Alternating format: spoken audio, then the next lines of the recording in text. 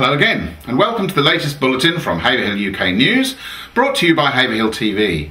In the news for today, Tuesday, April the 2nd, a representative of Gurteens has been talking about the company's latest ideas for the future of its High Street site.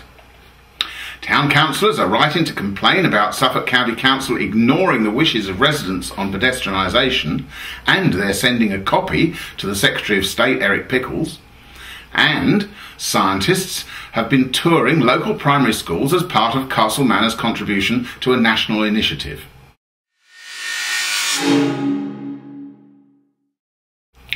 Gurteens' latest ideas for their Chauncey Mills site in Haverhill Town Centre were explained to town councillors last week, and they didn't provide much help to the councillors' main ambition of pedestrianising the High Street.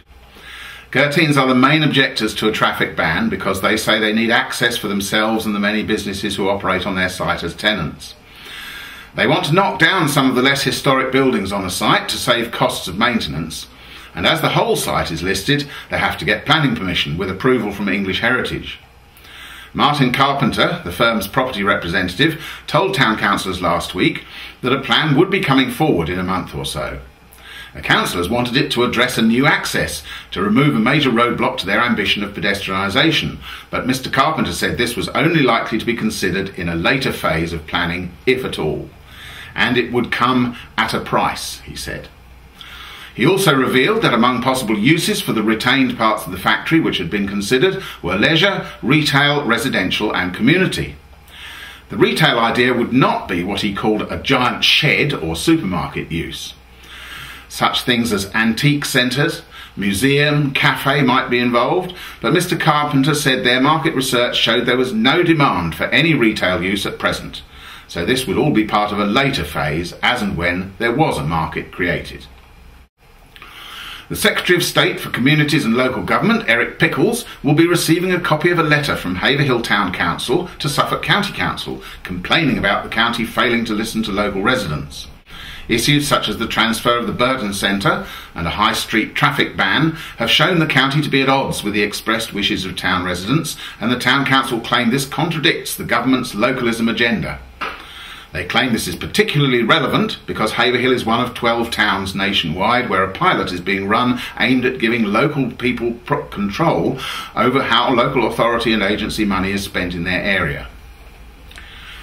The Neighbourhood Community Budgeting Pilot, or NCB as it's called, is a specific part of Mr Pickles' policies, and the Town Council say the county is refusing to support or even take a positive role in it through its representatives on One Haverhill, the body which is delivering the pilot.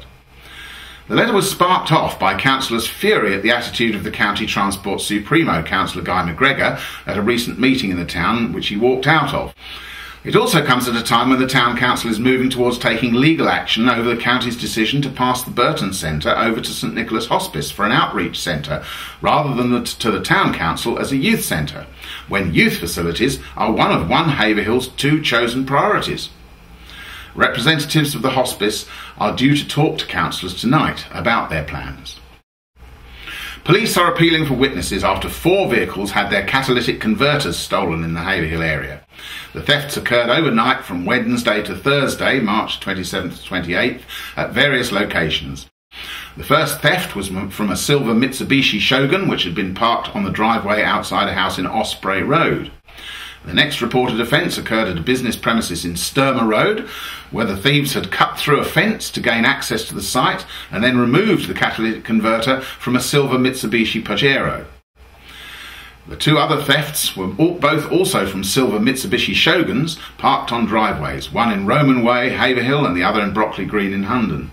If you have any information in relation to these crimes, you can contact Haverhill Police on 101 or Crime Stoppers anonymously on 0800 555 111. And now for some of your comments in our Sound Off feature.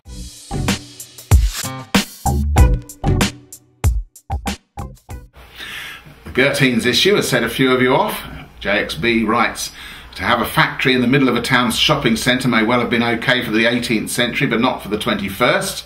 This is where both St Edmundsbury Borough Council and Suffolk County Council are so blind as to what needs to be done.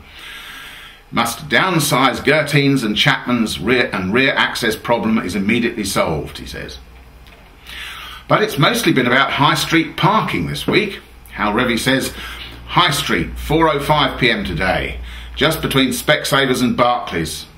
11 vehicles parked on double yellow lines, only one had a blue badge, also parked on a pavement, and 2 were parked on the pavement. A further one without a blue badge, with little Jimmy from school, was then parked as I watched outside Iceland, and they all trounced off to do their shopping in the store. This is a blatant disregard for the rules. Forget about pedestrianisation. Where are our now fully staffed police force when you need them to get a few quid into the coffers very easily, he says. The Wanderer says Iceland would be one of the first victims of pedestrianisation. Sunday's the only day they can legally compete on a level playing field with Tesco regarding short-term parking outside the store, he says. And we have this from Happy in Haverhill. If someone can park at the far end of Sainsbury's or Tesco's car park and then walk into their store, then they can park in one of the town car parks and walk through an alleyway into the high street. When I see these people parked so selfishly and illegally in the high street, I can't help but look at them with the disdain they deserve and wonder quite where their brain cells are. And Az has a simple solution. Why does a high street need a road? You can't park along it anyway, so the idea it would hurt businesses to get rid of it is stupid. So plenty to think about there. If you want to add your comments on any issue, go to our local issues message boards at www.haverhilluk.co.uk. And finally, scientists went around 4 Haverhill primary schools just before Easter as part of a Science, Technology, Engineering and Maths Week, or STEM as it is called.